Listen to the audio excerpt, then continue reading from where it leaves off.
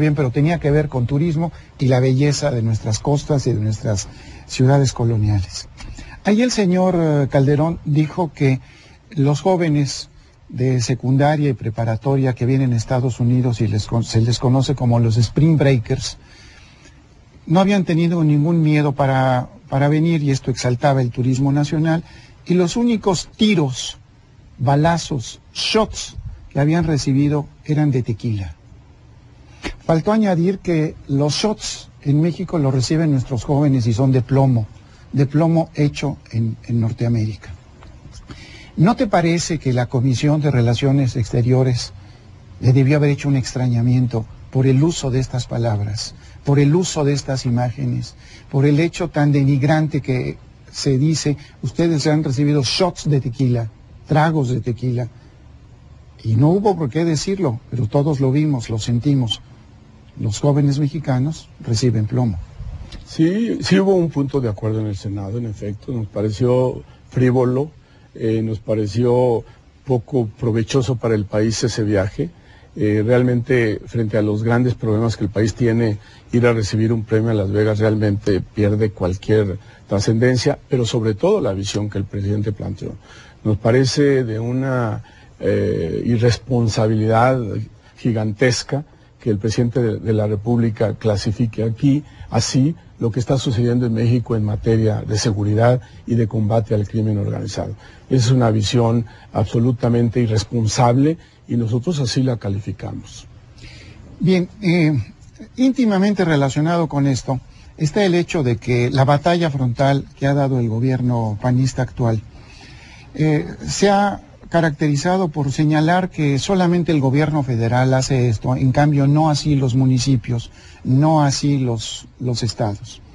Y se omite lo que hace 2 años sentado aquí nos dijo Mauricio Farah, que era entonces el visitador general de la Comisión Nacional de Derechos Humanos.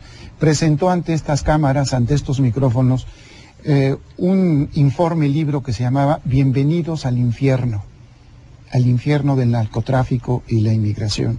Y ahí se documentó hace más de 2 años cómo los migrantes que vienen de América Central, e incluso mexicanos que se dirigen a los Estados Unidos de Norteamérica, eran masacrados. Cómo gente del Instituto Nacional de Migración, que depende totalmente de la Secretaría de Gobernación y esta del presidente, subían a los trenes para señalar, y a los autobuses, quiénes iban a ser ultimados, las mujeres que iban a ser violadas, los niños que iban a tener trabajos penosísimos o iban a quedar huérfanos. ¿Cómo es posible que esto también, que tiene que ver con migración, que tiene que ver con una responsabilidad senatorial, no se haya también hecho un extrañamiento mayor ante esta guerra en la que todos estamos participando, unos como víctimas, otros que no tenemos absolutamente que hacer nada más que opinar, y algunos otros que participan con su vida, como son los policías, los soldados, los marinos? ¿No se haya hecho también un extrañamiento enorme, como una dependencia del Ejecutivo esté involucrada con el crimen organizado? Bueno, mira, sí se hizo un punto de acuerdo en el que incluso se convocó a comparecer a las autoridades. Perdón, ¿no sería un punto de desacuerdo? Bueno, un también, punto de desacuerdo sí, con lo que está ocurriendo. Totalmente, sí. Pero el punto de acuerdo fue aprobado por todos los grupos parlamentarios y creo que has tocado un tema fundamental. México está considerado entre los 3 países más migrantes del mundo, según Naciones Unidas. De los 200 millones de seres humanos que se mueven en el mundo para radicar en diferentes países, nosotros tenemos el penoso 3er lugar. Y según la ACNUR de Naciones Unidas, también estamos entre los 3 primeros lugares en donde peor se maltrata a los migrantes, en donde se violan más los derechos humanos. Esto a mí en lo personal es un tema que me apasiona. Yo fui migrante y he participado no solamente en la elaboración, sino en la aprobación reciente, que acaba, por cierto, de publicar ya el Diario Oficial, de una nueva ley migratoria en México, que justamente está mirando la protección de estos migrantes centroamericanos que usan de tránsito a nuestro país. Y quiero decirte algo que es muy importante. A partir de esta ley que acabamos de aprobar no hace un mes, en México la migración no es un delito. aun cuando sea indocumentada. En México un migrante, en la condición en que esté, puede acudir a las autoridades, denunciar abusos, atropellos y sobre todo puede recibir atención jurídica independientemente de que sea legal o no su tránsito o su estancia en México. Creo que hemos dado un gran paso en México, pero tenemos una deuda pendiente. No podemos ser oscuridad de la calle, o como dice el dicho, ¿no? Nosotros tenemos que decirle a los Estados Unidos que estamos trabajando para proteger a los migrantes, para poder exigirle a Estados Unidos que trate bien a nuestros migrantes. Mientras todo esto ocurre, y como tú mismo puedes atestiguar en tu calidad de senador de la República y de la comisión que presides, la frontera del sur es una vergüenza, Carlos. Es verdaderamente lamentable. No hay frontera. Si existe porosidad con los Estados Unidos de Norteamérica, con el sur no existe la frontera. Son ridículas las casetas de migración que existen ahí. Y mientras todo esto se está dando, como decía, me repito, el señor presidente va a Palo Alto, en California, y ahí pareciera ser que deja de ser el presidente constitucional para convertirse en un coordinador de campaña electoral.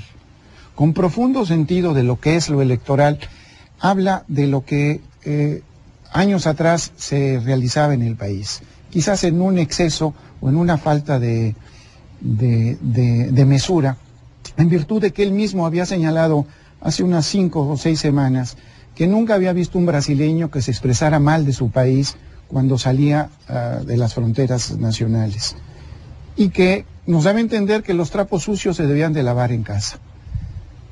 El presidente fue a decir lo que fue un país a mitad cierto y a mitad imaginario, porque los conciertos de rock nunca fueron dados en lo que sería el concierto de las permisidades que daba un partido, ni tampoco lo que realizaba un gobierno reprimiendo a la gente. Donde sí se daba una represión muy clara era en Acción Nacional, porque se les pedía a las mujeres que no utilizaran la minifalda, que no fueran provocativas. Esto era una represión que le faltó señalar al jefe de las instituciones nacionales. ¿Tú qué piensas de lo que fue a decir a la Universidad de Stanford en Palo Alto, California? Bueno, primero que es muy grave que el presidente en el extranjero, en cualquier país que fuera, pero en este caso en Estados Unidos, haga un diagnóstico de lo que fue México en los años en que ellos no gobernaban. Un diagnóstico muy sesgado, por cierto, porque al presidente se le olvidó decir que cuando ellos tomaron el poder, México crecía al 7%, su economía era bastante sólida, la macroeconomía es la misma que les dejó Zedillo a ellos, y por eso el país ha aguantado las crisis como la reciente financiera.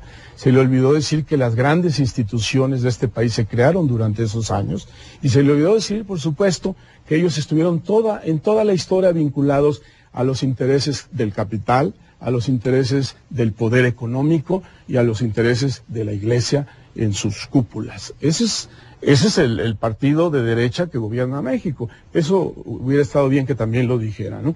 Pero al final del día yo creo que el presidente ha cometido un error gravísimo, ¿no? Se ha erguido en este momento como el presidente del PAN y como el coordinador de las campañas del PAN. Esto es muy lamentable para la democracia, porque el presidente viene de un partido que durante muchos años tuvo el discurso de decir el gobierno fuera de las elecciones, los ciudadanos son los que deciden.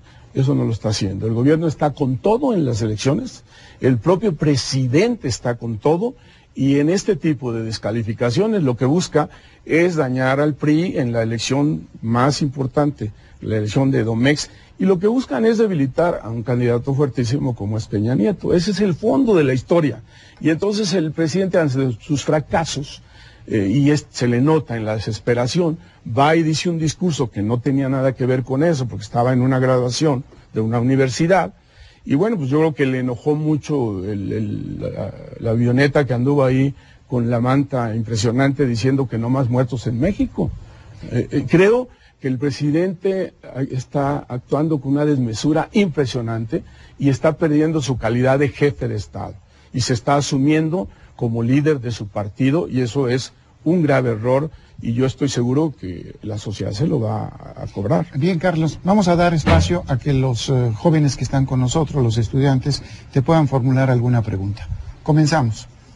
Mi nombre es Carmen Gutiérrez, estudio en la Facultad de Ciencias Políticas de la UNAM y mi pregunta sería, con lo que hemos visto del operativo de Rápido y Furioso, con las declaraciones que se revelaron gracias a Wikileaks, donde vemos que un embajador se expresaba así de México, ¿qué esperaría el Senado de este nuevo embajador? Y usted habla de que quieren más poder, pero ¿realmente ahora sí se pondrían de acuerdo para solucionar cuestiones de la relación bilateral?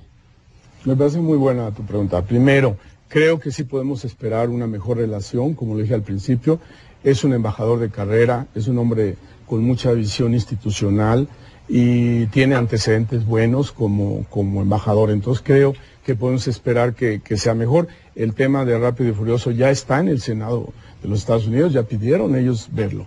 Y en la otra parte tienes mucha razón. Yo creo que el problema de nuestra democracia es que ciertamente cada vez es más fuerte, pero no tiene los suficientes amarres para que podamos llegar a construir acuerdos. Yo creo que la reforma del Estado es muy importante porque no es solo reformar la Constitución para darle más responsabilidad en materia internacional al Senado, sino también a las instituciones del gobierno para que entonces tenga mucha más fuerza y haya un mejor equilibrio entre el nacional al Senado, sino también a las instituciones. Mi nombre es María Elena, soy de la Universidad de Insurgentes y mi pregunta es, ¿qué consecuencias traería el legalizar aquí lo que son las drogas? Bueno, yo no estoy a favor de la legalización, advierto, es un tema polémico, yo creo que es un tema que tendría que sujetarse a una gran consulta, pero me parece que no resolvería el problema del narcotráfico, eso es absolutamente absurdo. Los ejemplos que hay de legalización, pongo el ejemplo de Holanda, por ejemplo, no han sido nada satisfactorios, al contrario. Entonces, además, es evidente que las drogas dañan la salud, dañan la capacidad intelectual de las personas. No podemos estar a favor de que se legalice. Bien, yo les agradezco mucho a los estudiantes que han estado aquí con nosotros y al senador Carlos Jiménez Macías, presidente de la Comisión de Relaciones Internacionales del Senado también. Como una muestra de agradecimiento, quiero que lo tomes nada más como muestra. Busqué un libro que fuera ad hoc con lo que hemos platicado y encontré uno, que es una novela de Jeff Abbott y tiene que ver con el miedo. Quizás el miedo que nos paraliza a todos y en particular el que sentimos en un país, en una república que antes consideramos era nuestra y ahora resulta que lo nuestro es el dolor, la sangre y los sinsabores. Te lo agradezco muchísimo, Carlos. Muchísimas gracias, Raúl, al contrario a ti. Y usted ahí en casa, esta noche, ¿qué le hubiera preguntado al senador Carlos Jiménez Macías? Muchas gracias y hasta la próxima.